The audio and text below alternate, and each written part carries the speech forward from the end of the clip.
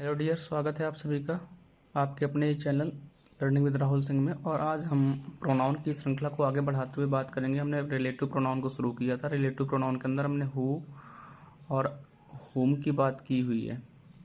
आज हम बात करेंगे विच की, हुज की, दैट की और किसकी, व्हाट की बात करेंगे। चलो देखते हैं कहाँ कहाँ हमारा विच का यूज होता है। सबसे पहले विच को हम देखते हैं। तो विच हमारे सेंटेंस में आता है जब भी, तो या तो सब्जेक्ट का काम करता है या फिर ऑब्जेक्ट का काम करता है। और याद रखेंगे कि विच जो आता है जनरली नॉन लिविंग थिंग्स के लिए आता है। किसके लिए आता है? नॉन लिविंग थिंग्स के लिए आता है। आप जानते होंगे इंग्लिश हमारी नॉन लिविंग किसको मानती है? ह्यूमन को छोड़ करके हर एक चीज़ को मानती है नॉन लिविंग। ह्यूमन बीइंग केवल कैसा है? लिविंग है।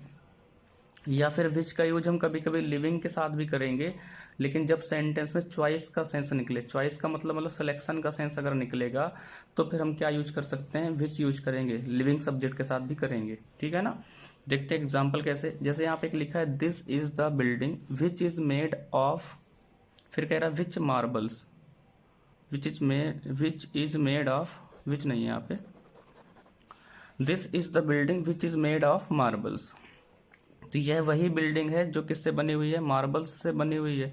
जरा देखिएगा यहाँ पे दिस इज द बिल्डिंग। अब यहाँ पे जो विच आया होगा, ये विच किसके लिए आया होगा? बिल्डिंग के लिए आया होगा। क्यों आया होगा बिल्डिंग के लिए? हमने बताया था कि जो भी हमारे रिलेटिव प्रोनाउन होते हैं, रिलेटिव प्रोनाउन हमेशा अपने से पहली वाली नाउन के लिए आते हैं। तो ये बिल्डिंग हमारी नाउन है, इसी के लिए हमने क्या यूज किया है? विच।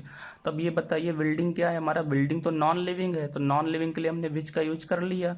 अब यहाँ पे अगर बात करेंगे, यहाँ पे ये बताना चाह रहे हैं कि विच है क्या? सब्जेक्ट है या ऑब्जेक्ट? जरा देखिए इस दिस की तो ये वर्ब हो गई। अब आगे हमारा ये विच है, विच के बाद में फिर से क्या आ रहा है? इज और मेड आया है। तो ये इज और मेड तो वर्ब है ना, तो ये वर्ब किसके लिए आया होगा? अपने से पहले सब्जेक्ट के लिए आया होगा। तो इससे पहले का सब्जेक्ट क्या है? विच। तो यहाँ पे विच हमारा किसका काम कर रहा है? सब्जेक्ट का काम कर रहा है। लेकिन नीचे वाले सेंटेंस पे अगर बात करते हैं, नीचे सेंटेंस लिखा हुआ है कि this is the building which my grand father built.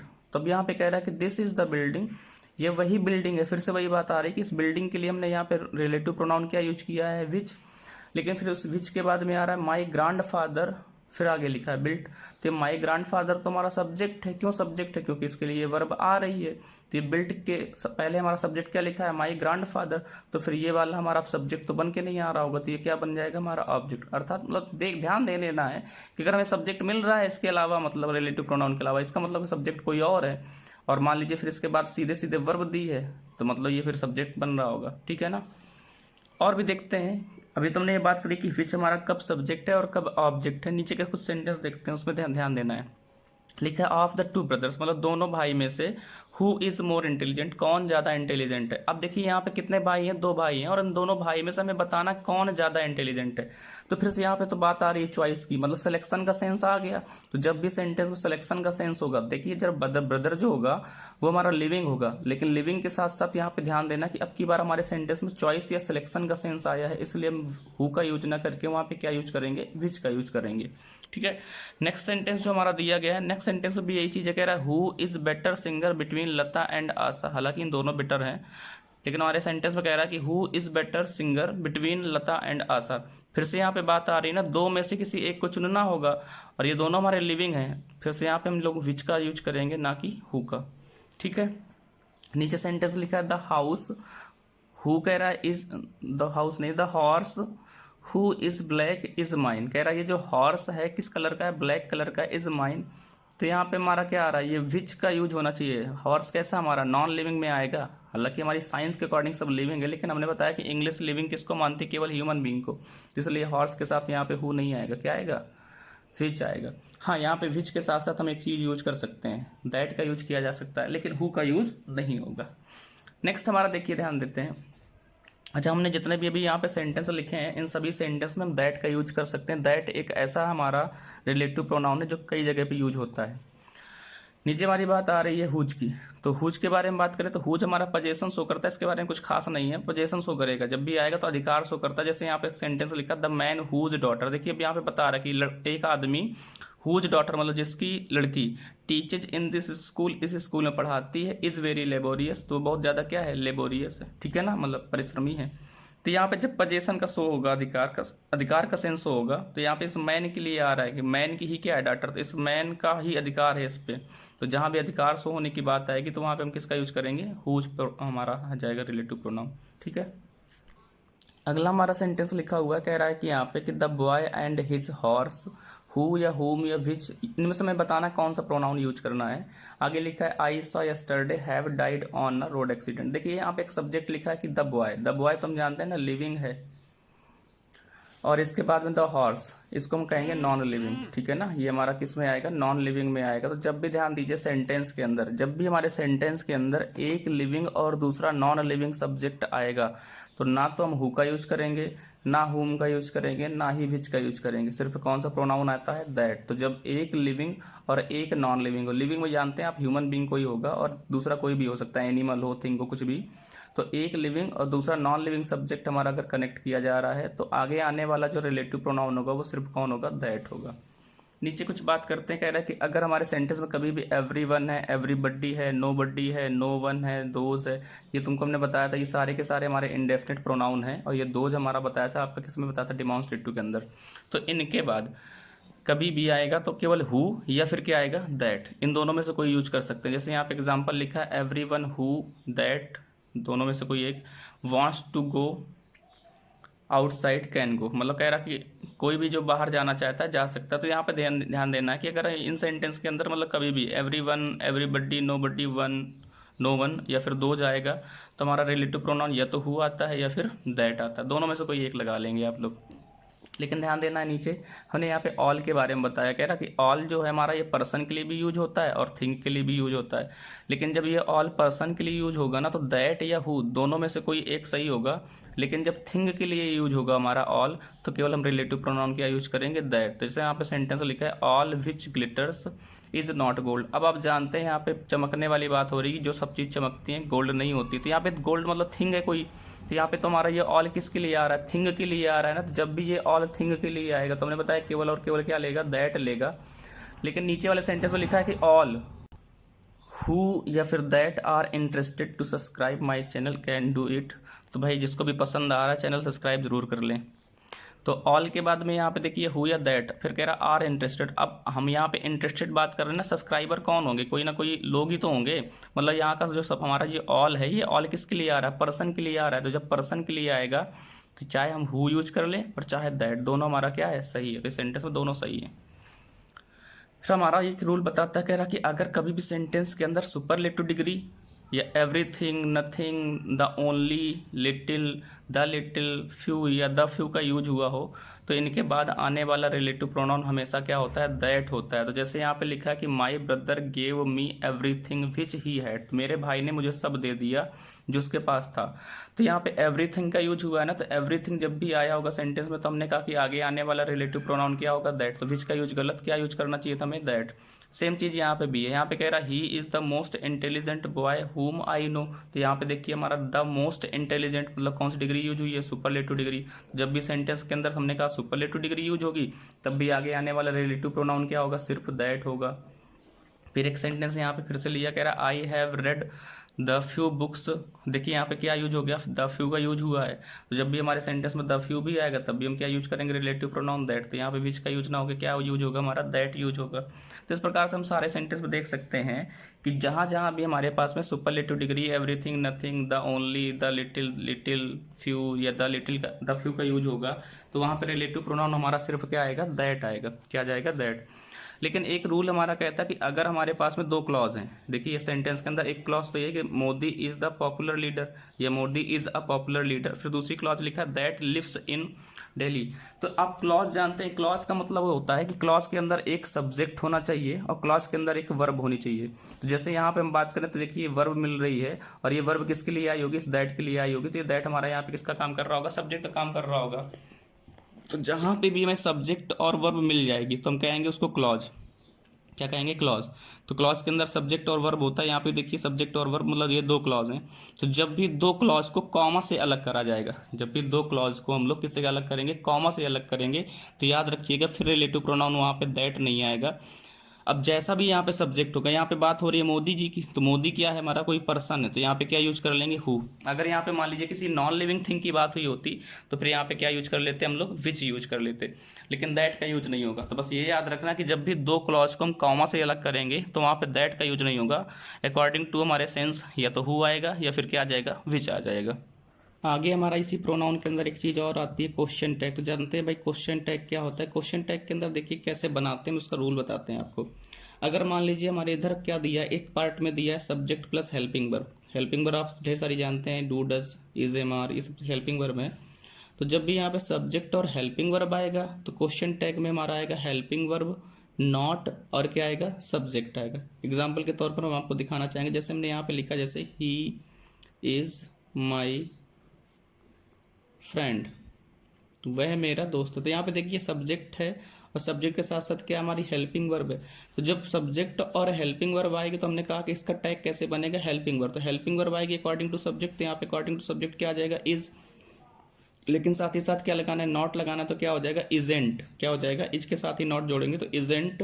और सब्जेक्ट हमारा हमेशा प्रोनाउन केस में लाना है, तो प्रोनाउन का मतलब सब्जेक्ट टू केस लाना है, तो यहाँ पे सब्जेक्ट आपका क्या, द ही, तो क्या हो जाएगा, इजेंट ही। तो आपने क्या ध्यान देना है कि अगर हमारे इधर के पार्ट में सब्जेक्ट और हेल्पिंग वर्ब है तो इसका टैग क्या बनेगा, हेल्पिंग वर्ब के साथ नॉट लगेगा, फिर उसी का सब्जेक्ट टू केस आ जाएगा भाई, जो सब्जेक्ट होगा। जैसे हमने यहाँ पे लिखा होता, Ram is coming today, Ram आज आ रहा है। तो जरा बताइए इसका टैग क्या बनता है, यहाँ पे फिर से वही बात आ रही है, सब्जेक्ट है और हेल्पिंग वर्ब है। तो सबसे पहले तो यहाँ पे इज आएगा, इज के साथ क्या लग जाएगा, नॉट, तो इजेंट। अब राम के अकॉर्डिंग इसका सब्जेक्ट टू केस क्या लाएंगे, ही, तो इजेंट ही। समझ पा रहे सारे लोग, ठीक है ना। अगर यहीं पे हमने ये जैसे लिखा होता,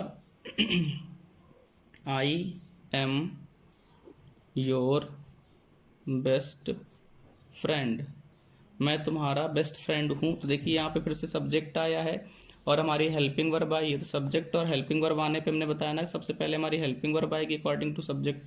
तो यहाँ पे क्या हो जाएगा, एम, और इसके साथ में नॉट लगाएंगे तो क्या हो जाएगा, एमंट, ठीक है ना। और सब्जेक्ट क्या था हमारा, आई, तो एमंट आई, ठीक है ना।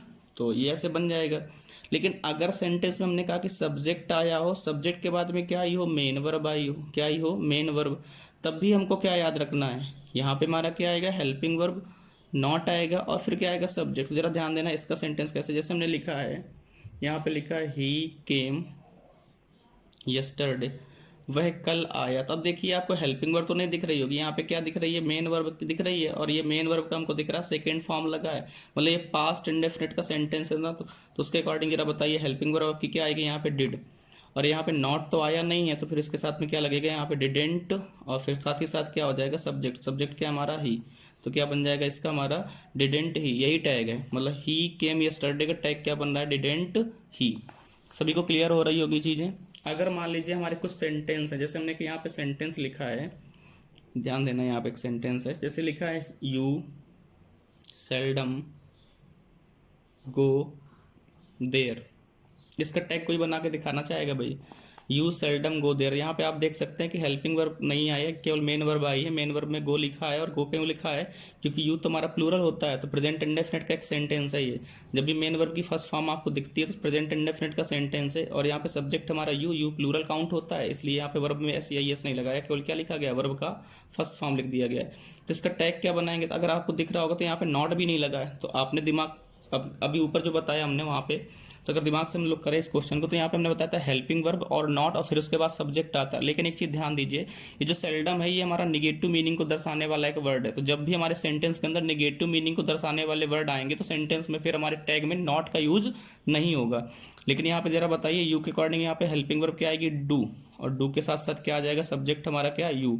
अब यहाँ पे डू के साथ नॉट नहीं लगेगा, क्यों नहीं नॉट लगाया, क्योंकि सेल्डम हमारा कैसी मीनिंग को दर्शाता है, निगेटिव मीनिंग को दर्शाता है। तो कुछ वर्ड है, जैसे सेल्डम था हमारा, हार्डली है, ठीक है ना, स्कार्सली है। तो इस प्रकार के जब भी वर्ड यूज होंगे सेंटेंस के अंदर तो याद रखेंगे हम लोग, फिर क्या यूज नहीं करेंगे, नॉट का यूज नहीं करेंगे। एग्जाम्पल और लेते हैं, जैसे हमने लिखा है, हार्डली सी हार्डली, आगे लिखा है talks to you, see hardly talks to you. तो जरा बताइए इसका टैग क्या बनाएंगे। तो देखिए अब यहाँ पे हार्डली यहाँ पे यूज हो गया, नेगेटिव मीनिंग को दर्शाता है, और टॉक्स लिखा है ना, मतलब वर्ब की फर्स्ट फॉर्म में एस आई एस लगाया, प्रेजेंट इंडेफिनिट का ही सेंटेंस होगा, तो हेल्पिंग वर्ब उसकी क्या होती है, डज। सब्जेक्ट क्या है हमारे यहाँ पे सी, तो क्या बनेगा इसका टैग बन जाएगा डज सी।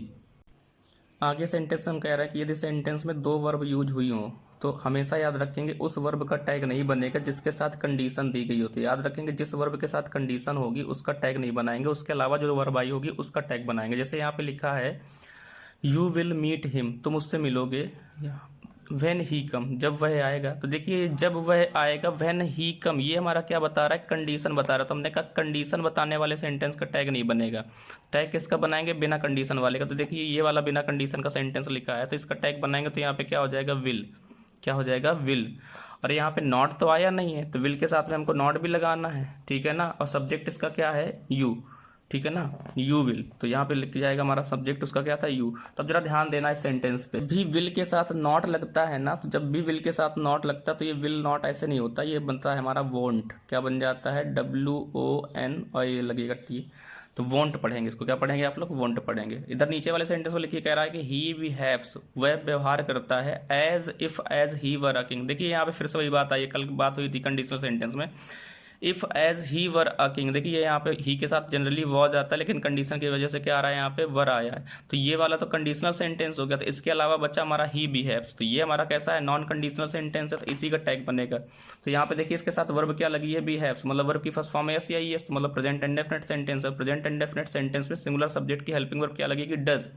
और यहाँ पे नॉट तो लगा नहीं है तो हमको टैग में नेगेटिव बनाना पड़ेगा, तो क्या बन जाएगा, डजेंट। और यहाँ पे सब्जेक्ट क्या था इस सेंटेंस का, ही, तो क्या बनेगा इसका टैग, डजेंट ही। क्लियर है। ये बात आती है कि यदि जो शब्द हमारी ओपिनियन को दर्शाते हैं, अपनी ओपिनियन को दर्शाने वाले वर्ड्स, जैसे हमारा होता है I think, I believe, I feel, इन चीज़ का भी टैग नहीं बनेगा। जैसे यहाँ पे सेंटेंस लिखा आई थिंक, तो देखिए इसका टैग नहीं बनाना है। तो आई थिंक के अलावा देखिए ये सब्जेक्ट ये वर्ब, इसके अलावा भी तो हमारे सब्जेक्ट वर्ब में मिल रहा है। यहाँ पे मिल रहा है he is a good boy, तो इसका टैग बनाएंगे। अपनी ओपिनियन दर्शाने वाले वर्ड का टैग नहीं बनाना। जैसे सेंटेंस के अंदर लिखा था I believe he is not a good boy, तो आई थिंक या आई बिलीव को भूल जाइए, टैग बनाएंगे तो हम किसका बनाएंगे, he is a good boy का। तो यहाँ पे क्या हो जाएगा, इज़, निगेटिव नहीं है ना, तो नॉट लगाएंगे तो क्या हो जाएगा, इजेंट, और सब्जेक्ट क्या था, ही, तो क्या बना इसका टैग, इजेंट ही। नीचे वाले सेंटेंस पे आइए, यहाँ पे कह रहा है ही इज़ नॉट, तो यहाँ पे तो नॉट लगा है, तो यहाँ पे क्या आ जाएगा, इज़, और निगेटिव है टैग। तो जब यहाँ पे मतलब सेंटेंस निगेटिव मिलेगा तो टैग कैसा बनेगा, अफर्मेटिव में, तो इज़ ही। क्लियर है। फिर यहाँ पे ध्यान दीजिए, ये हमारे क्या हैं, सारे के सारे इंडेफिनिट प्रोनाउन की बात हो रही है कि अगर सेंटेंस में everybody, somebody, everyone, no one या नोबडी, इस प्रकार के वर्ड आएंगे तो याद रखिए कि जब इनका टैग बनाएंगे, जनरली आप कहते हैं ना कि एवरीबडी, नोबडी, ठीक है ना, या समबडी, इस प्रकार के जितने भी से हमारे इंडेफिनिट प्रोनाउन होते हैं इनके साथ सिंगुलर वर्ब आती है। क्या आती है, सिंगुलर वर्ब। लेकिन जब इनका टैग बनाएंगे तो इनके टैग में हमेशा याद रखना प्लूरल वर्ब का यूज करेंगे हम। तो यहाँ पे लिखा है every one in the office has left. देखिए यहाँ पे देखो हैज़ आया है क्योंकि अभी टैग नहीं बना, अभी तो केवल सेंटेंस लिखा है, every one in the office has left, मतलब सारे के सारे ऑफिस से जा चुके हैं। टैग बनाएंगे तो टैग में हमने कहा कि इनके साथ क्या लानी, प्लूरल वर्ब लगानी है, तो क्या हो जाएगा, हैव। और यहाँ पे एवरी वन तो हट जाएगा, प्लूरल लगा रहे हैं ना, तो क्या हो जाएगा, हैव दे। क्या यूज होगा इनके साथ, याद रखेंगे, हैव दे। क्लियर है। और यहीं पे अगर ये यहाँ पे एवरीथिंग लिखा होता, सपोज करिए क्या लिखा होता, एवरीथिंग, तब भी हम यहाँ पे क्या यूज करते हैं, हैव दे ही यूज करते। क्या यूज करते, हैव दे। अब यहाँ पे फिर से आ रहा है कि आई थिंक, ठीक है, तो आई थिंक का तो हमारा बनना नहीं है। अभी ऊपर वाले सेंटेंस में बात हुई थी कि हमारे जो अपनी ओपिनियन दर्शाने वाले वर्ड उनका बनता नहीं है टैग। तो यहाँ पे ये लिखा है nobody has helped him, मेरा मानना है कि किसी ने उसकी सहायता नहीं की होगी या की है। तो नो बडी लिखा है ना हमारे पास में सेंटेंस। देखिए अब एक चीज़ आ गई यहाँ पे, ये तो पहली बात कि नो बडी में ध्यान देना कि ये नेगेटिव मीनिंग को दर्शाएगा, तो इसका टैग जब बनेगा तो वहाँ पे नॉट का यूज नहीं होगा। तो नॉट का यूज नहीं होगा, लेकिन इस हैज के अकॉर्डिंग यहाँ पे क्या है कि प्लूरल वर्ब क्या होती है इसकी, हैव। अब नॉट नहीं लगेगा, क्यों नहीं नॉट लगाया, क्योंकि यहाँ पे नो बडी का यूज हुआ है। तो हैव, फिर से वही चीज़ आएगी, क्या यूज करेंगे हम, दे, तो हैव दे। फिर नीचे बात कर लेते हैं, कुछ हमारे इंपरेटिव सेंटेंस होते हैं, तो इंपरेटिव सेंटेंसेस में भी बात करिए।